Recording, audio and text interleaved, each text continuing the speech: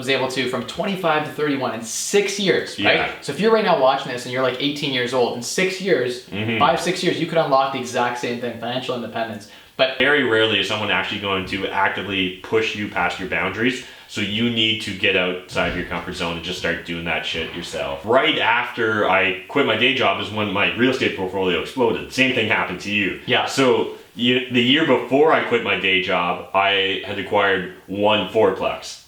The year I quit my day job, I acquired 5 buildings, 25 units. gee. And I did some research on you. You look like a very successful real estate investor. How about this? I'll work for free, and I just want to make sure I'm being exposed to you and your network, like firepreneurship. And so the idea is like, just get to a level of the most basic lean fire. So even if you need, say, $30,000 to live the way you want per year, get to like 12 or 18,000 in passive income, and trust me, you'll figure out another way to make the 10,000 when you don't have a day job. And I think that that's really powerful. So I support and promote the idea of jumping before you've fully built your parachute. Guys, Mike Rosehart here, joined with a special guest, Matt Mckeever, whom is someone in my local London, Ontario, Canada network, and actually a good friend of mine. We've been friends for a couple years now. He retired at the age of 31. Just an average guy here in London, Ontario, who was able to unlock financial independence. And I wanted to have the audience, tell them a little bit about yourself. Yeah, so just a little bit of background. So I'm 33 now, so 31 is when I quit my day job. That would be 2 years ago. I was working as a CPA at the time, a financial controller for a small publicly traded pharma company here in London, Ontario. But so essentially, high-level background on myself. Discovered the idea of financial independence around 25.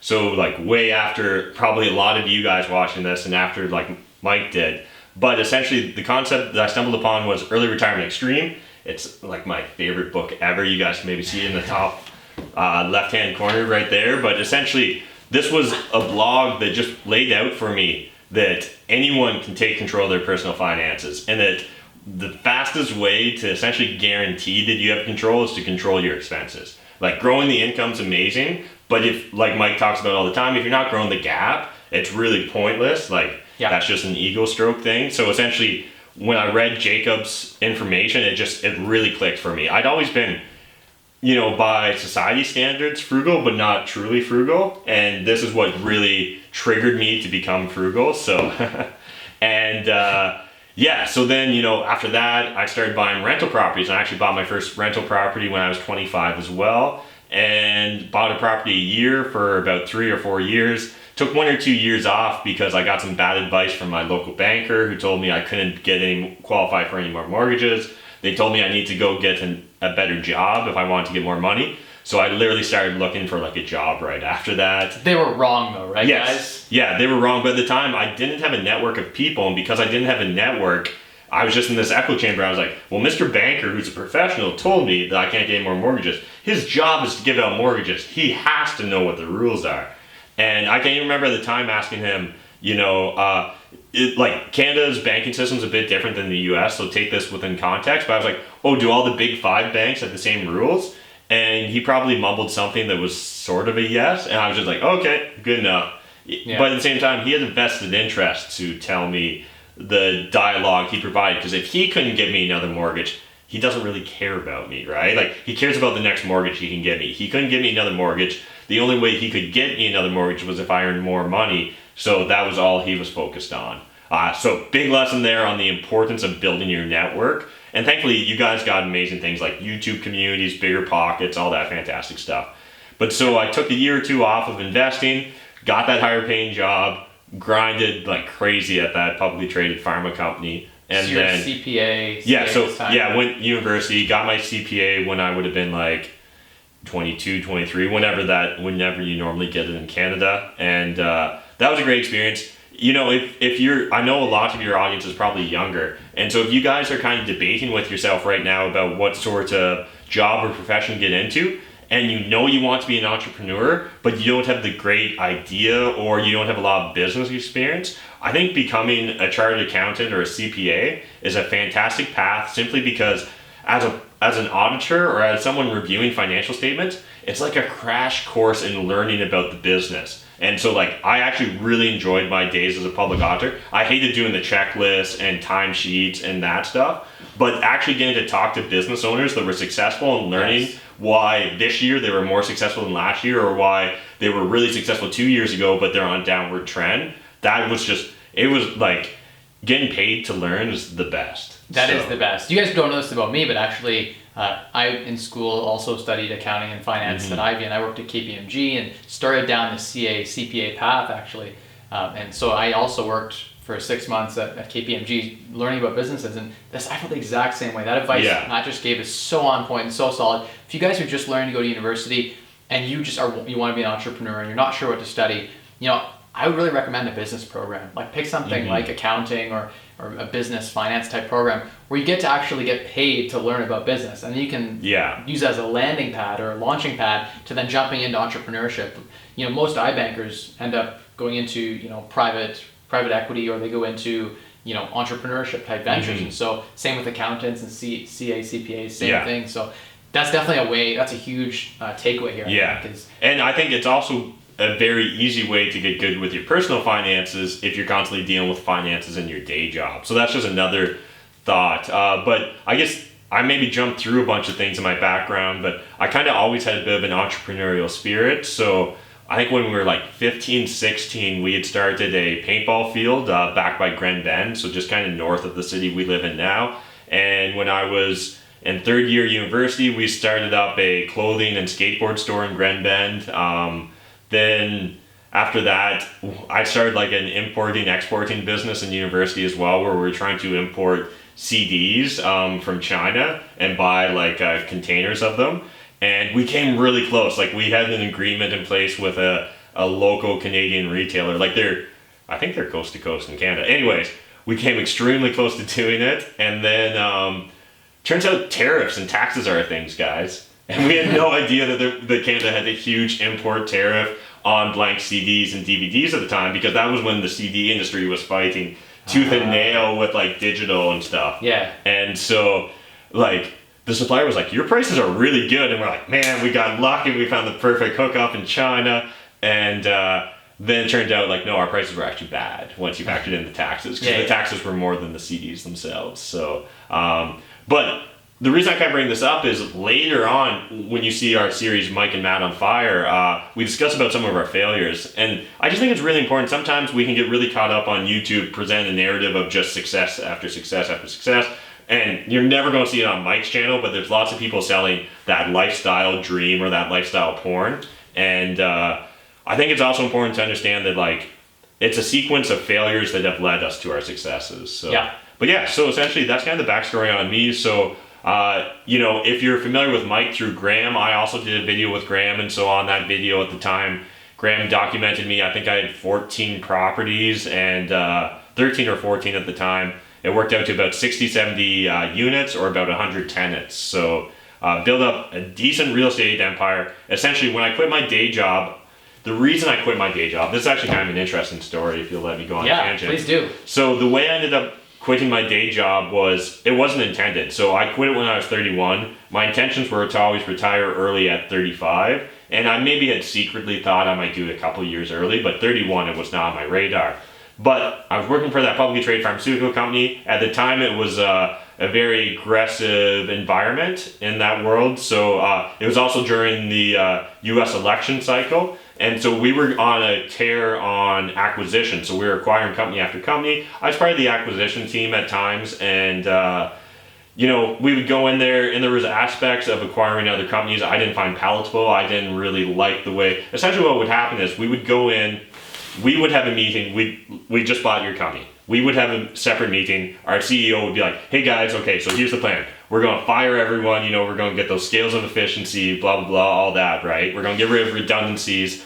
And then the thing is, they would tell you, but we're not announcing it to anyone. So what you need to do is tell everyone their job's safe, learn their job as fast as possible, so that then we can get rid of them, right? And cut our overhead. And I did it once, didn't like it. So I really didn't like that. And so it just, all of a sudden I found that like, in order to be making that big white collar income, that I needed to really be sacrificing certain like morals and ethics are a little bit too of an intense word for this, but essentially I just didn't like the cutthroat nature of the business, and I didn't think it was necessary. But then the funny thing, so I already was starting to hate my job because of this. It was a high stress environment, deadlines were piling up. But then on the flip side of it, shortly after that, we got acquired, and consultants came in and sat down across the table from me and said, hey Matt, don't worry, your job's completely safe. We just need to learn what you're doing so that we can help integrate you into our business. And I said, guys, I've been on the other side of this table. Are you kidding me? And they continued to just lie to my face, essentially. And so long story short, these consultants, they flew in from out of country. They weren't nice people. They made my AP clerk cry 3 days in a row, and it was a Wednesday. And I just had enough. And so I just like walked in, I was like, just so you guys know, I quit. This is my 2 weeks notice. This is a courtesy because I'm never coming back to this industry, so I don't care about your referrals. I had at the time been trying to negotiate a retention bonus, and actually we should probably do a separate video sometime on your channel talking about how to do that sort of thing. But essentially, they weren't willing to give me the retention bonus I want. So that had already motivated me to consider quitting, and then just seeing kind of the abuse the consultants did. So essentially, the consultant right after that came into my office and started screaming at me, you know, about like how I'd maybe lose some of my stock options, about how, you know, I wasn't a team player, that I was lazy, incompetent, all these different things. Essentially just trying to find any way that he could bully me into doing more work and not quitting. And so later that day, I wrote an email to our new HR department because we'd just been acquired. So I emailed our new corporate headquarters and just said that, hey, just want to let you know what your consultant's been up to. It's become an extremely hostile work environment. He's made my AP clerk cry 3 times. He came into my office and screamed at the top of his lungs while my door was open. I don't believe this is appropriate. Long story short, next day, he was banned from our London, Ontario office and had to fly back to New Jersey to explain why he was no longer allowed in the building. So it was amazing because financial independence, had I not built up that real estate portfolio, if I wasn't in a position of fuck you money, I would have never stood up to him. I would have taken it on the chin. And I'm so happy that financial independence gave me the opportunity to, I'm sure it's just a tiny blemish on that guy's career, but even just being able to just a little bit, because that guy was a giant douchebag. So moral of the story is the corporate white collar world isn't for everyone. In fact, like yes. 80% of people out there, if you read the Gallup studies, don't enjoy what they do. Yeah. And Matt was able to, from 25 to 31 in 6 years, right? Yeah. So if you're right now watching this and you're like 18 years old, in 6 years, 5-6 years, you could unlock the exact same thing, financial independence. But so you're able to unlock financial independence by 31. Walk me through financially where you're at 31, because I know you may pull the parachute a little earlier than yeah, you so planned. like I hadn't aligned my finances in a manner, like I probably could have structured what I had in such a manner in order to have an infinite survival basis, but essentially I hadn't planned on it, so I essentially jumped before I had fully built my parachute, but I had the instructions is kind of how I describe it. So, you know, the great thing was, within a month or two of being unemployed, like, you're not just going to literally sit back and do nothing for the rest of your life. You're going to get motivated to do something. And so I essentially just started trolling on Kijiji, trying to look for interesting investment properties, because now that I quit my day job, I had 1 or 2 friends that were interested in investing with me because they'd kind of seen the proof and concept of my success. And I saw this really cryptic... How many properties at this point? So at that point in time, I had my principal residence and 4 rental properties. So not a massive portfolio. If you are at Matt's and stage, all those were with joint venture partners too. So it's not even like I had the entire piece of that pie. so he was splitting on 4 properties plus your own house. Yes. And you're renting out pieces of your house hacking Yeah. to reduce your living costs. You guys, if you're out there and you hate your job and you're at this point where like, you know, you want to pull the trigger and you're not sure if, you know, I don't have the whole amount to retire. I don't have the 4% safe withdrawal rate, 25 times annual expenses. There are people who are able to survive and like, not even survive, but thrive by pulling the parachute early. And so the key was, we kind of hinted at, or I touched upon it at the start of the video, but, you know, right after I quit my day job is when my real estate portfolio exploded. Same thing happened to you. Yeah. So the year before I quit my day job, I had acquired 1 fourplex.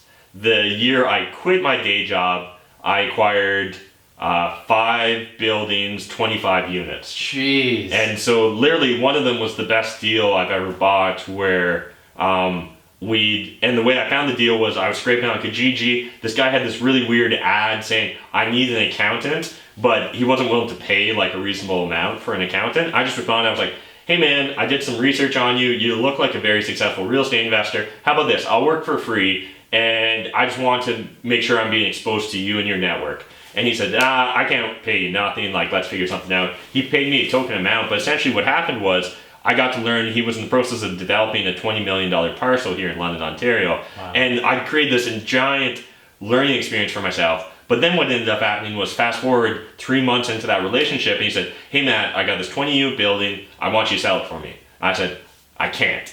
And he said, why won't you sell it for me? He just wanted me to sell it for him on Kijiji. I said, conflict of interest, because I want to buy it. And so that's essentially how I ended up buying that 20-plex. And he lovingly referred to them as his crack houses. So they were very distressed, they needed a lot of work, but essentially within 6 months of owning that, we had whipped it into shape and doubled the value of it. So we'd acquired that property for around $440,000, $450,000 at the time, so $450,000, let's call it.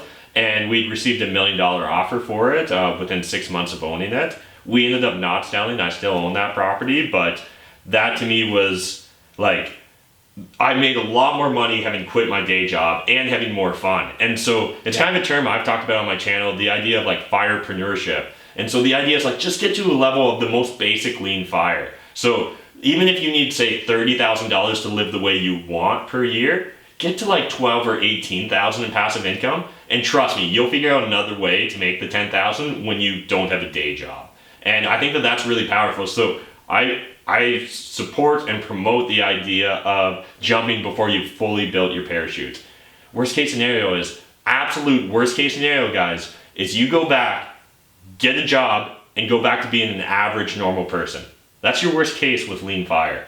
Yeah. I mean, how can you argue against it? It's a 6-month vacation where you learned and explored your own limits, and you learn something about business. And there's really not a lot of people are so afraid of the risks, but there's so many people out there who are taking those opportunities, and Matt's a perfect example. Today, you are fully financially independent. You're an extremely successful individual. And right now, a lot of what I do is just goof around on YouTube with my realtor Jeff Weibo. It's literally just us goofing around, planning things like OREC, which was a real estate conference we did recently that Mike spoke at, and and it's so much more fun having control, particularly if you're the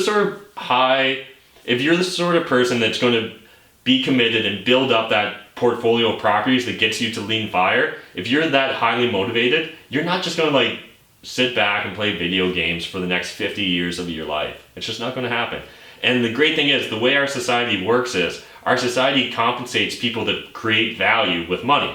So if you expect to create any value in the next 50 years, you can expect to receive some monetary value.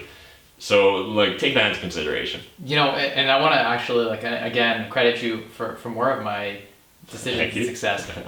Matt was one of the friends who, I think this was back in 2016. I was thinking about quitting in 2017. So I think we were talking maybe, it might have been like October, November 2016. Yeah.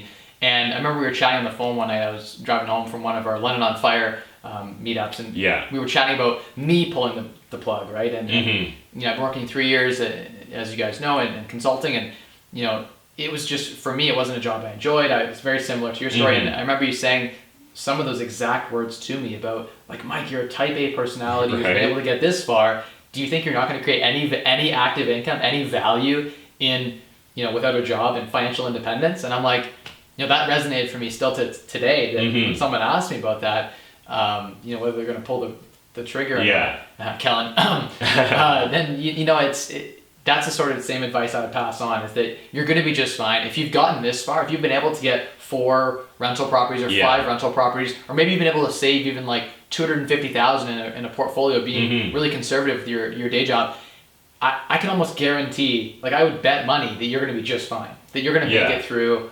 I haven't talked about this on my channel yet, so I kind of hesitate to even say this yet, because it's an idea that's still fully forming for me. But an idea... Exclusive. It is an exclusive. But an idea I've been thinking about recently is, honestly, I kind of think once you're successfully house hacking and have a tiny reserve, I mean a tiny reserve of money, like as in somewhere between $10,000 and $100,000, I think you should consider pulling the trigger and jumping without building the parachute and becoming a firepreneur, and you're going to figure the rest out. If you got shelter covered, food, you can, like, unless you maybe have an extreme dietary constriction or a health condition that forces you, blah, blah, blah. But if you're just like a normal, average, healthy person, and you can probably make that jump, and again, worst case scenario, you go back and you got a little blip on your resume, like, unless you're planning to become, the CEO and like work your way from the mailroom to CEO, that little blip doesn't matter. A lot of companies these days are becoming more and more accustomed to the idea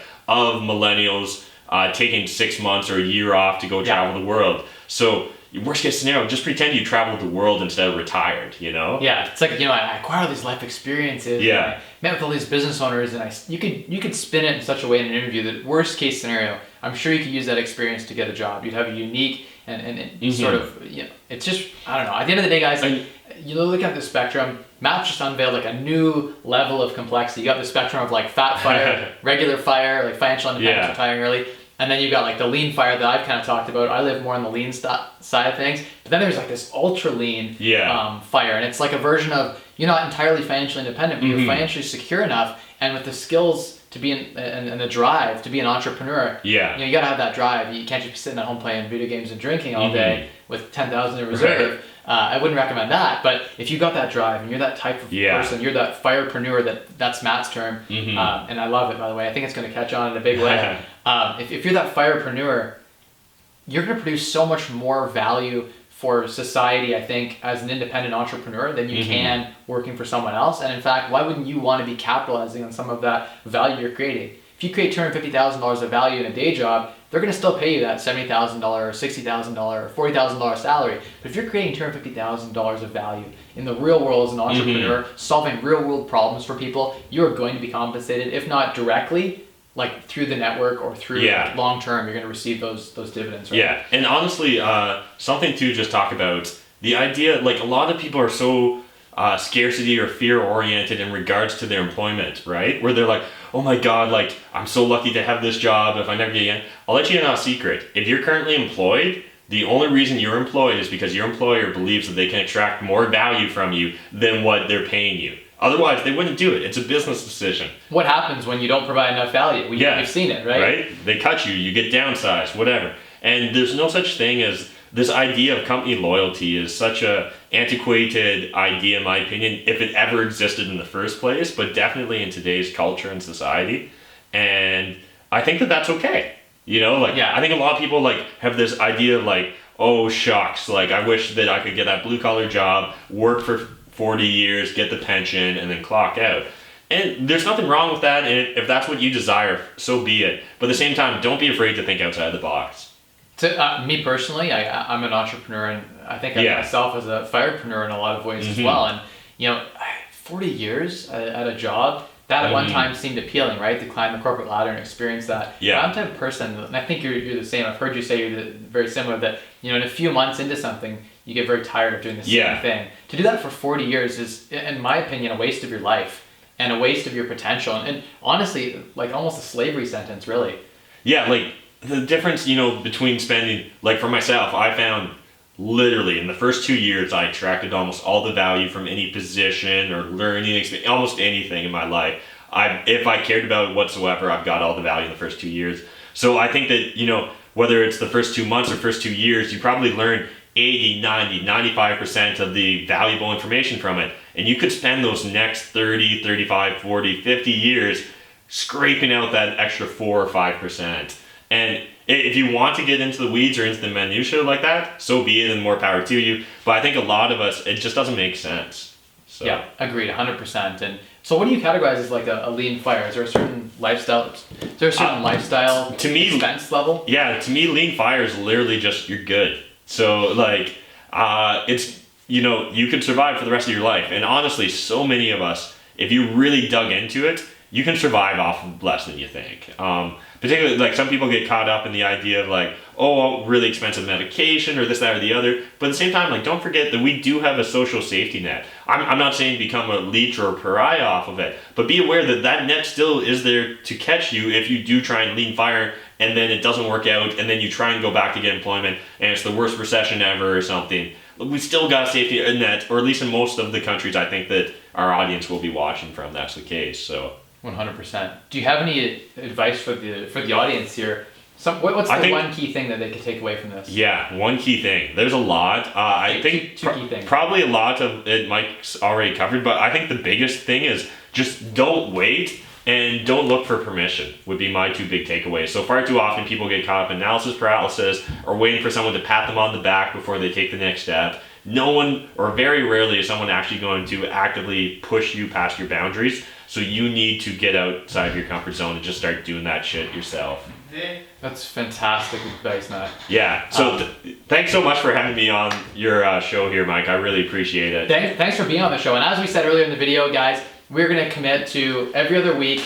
Matt and I are going to do a Mike and Matt on Fire. Yeah. So check out that, one on my channel, one on his channel, each and every week, where we talk about entrepreneurship, business, finance, financial just kind of whatever's on the top of our heads. And honestly, if you want to go back and get a taste of it, you can see there's a giant playlist on my channel, so jump over there, check it out. We've covered all sorts of things. The myth about can millennials become homeowners, right? Like, yeah. There's a lot of myths out there that we've debunked and sort of smashed apart and brought up, and for you guys to see what's inside, right? And often it doesn't hold water and doesn't hold weight. And speaking of smash, if you enjoyed this video, you should smash that like button. Yes, smash that like button, hit the subscribe, and hit that little bell there that'll give you notifications for future videos that I'll be providing on financial independence, retiring early, as well as some more videos. I'm sure, well, we've already committed that bi-weekly you're going to see videos for Mike and Matt on Fire.